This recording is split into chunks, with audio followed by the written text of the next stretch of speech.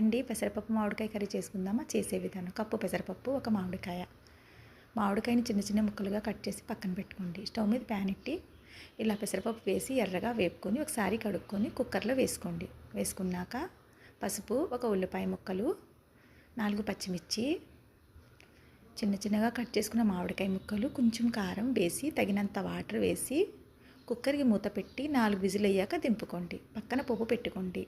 ఉల్లిపాయ, ఎండుమిరపకాయలు, కరివేపాకు, ఆవాలు, జీలకర్ర, మెంతులు, ఎల్లుల్లి రెమ్మలు. ఇవి ఎర్రగా అయిపోయింది కదండి. ఇలా ఎర్రగా ఫ్రై చేసుకోవాలి.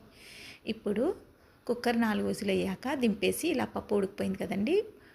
సరిపడంత ఉప్పు వేసి బాగా గరిటెతో మెదుపుకోండి. బాగా దగ్గరగా అయిన తర్వాత ఈ పోపు ఎర్రగా అయిపోయింది కదండి, దీంట్లో వేసేయండి. ఎంతో కమ్మగా, ఎంతో టేస్టీగా మామిడికాయ పెసరపప్పు రెడీ. వీడియో నచ్చితే లైక్ కొట్టండి ఫ్రెండ్.